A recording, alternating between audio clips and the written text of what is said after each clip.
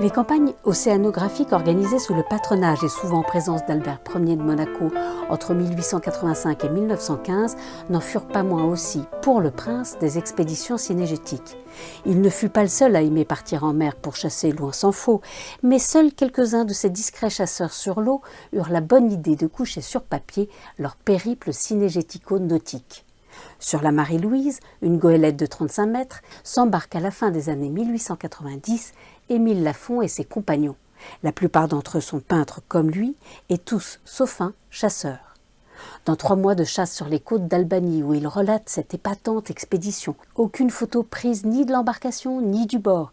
Il faut dire que le bateau, plein comme un œuf, sur lequel évoluent 4 chiens et un dindon en liberté qui, c'est Lafon qui le dit, roule et s'étale à chaque mouvement trop brusque du yacht, ce bateau donc n'est en quelque sorte qu'un pavillon de chasse flottant. C'est à terre qu'Émile et ses amis chassent, parfois à leurs risques et périls. Près de nos places, écrit-il, des tas de grosses pierres. Nous devons les lancer aux terribles chiens de chasse s'ils nous attaquent. Nous pouvons les tuer avec nos couteaux de chasse, mais jamais au fusil. Les tuant au couteau, nous prouvons aux Albanais que nous sommes en cas de légitime défense. Mais les tuant au fusil, rien ne prouverait que nous y étions contraints.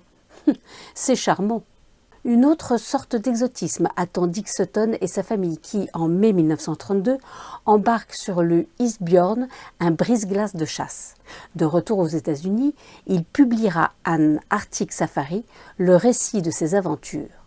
Après une semaine de navigation, père, fils et fille se relaient déjà en proue du bateau pour tirer la quinzaine d'oiseaux nécessaires à la popote quotidienne. Émilou, 18 ans, apprend vite sur le tas et pose bientôt à côté de son premier phoque. Elle le destine au musée d'histoire naturelle de l'Université du Kansas. Si sa mère se contente de suivre les aventures de son mari et de ses enfants aux jumelles, les 3 autres chassent à l'aide du fusil, de la carabine et du harpon, mais aussi, comme Lafon, à l'aide de l'appareil photographique. Émile Lafon, Dick Sutton, un peintre français à la gloire éphémère, un pont de dermatologie américaine toujours renommé. Rien à voir à première vue, sauf que l'un et l'autre eurent le goût de la chasse.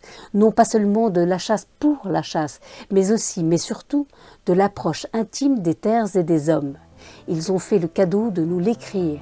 Les lire, c'est plonger dans une époque. Dans 100 ans, qu'auront les lecteurs à se mettre sous la dent ? Chasseurs, chasseresses, pour l'amour de Diane, prenez la plume.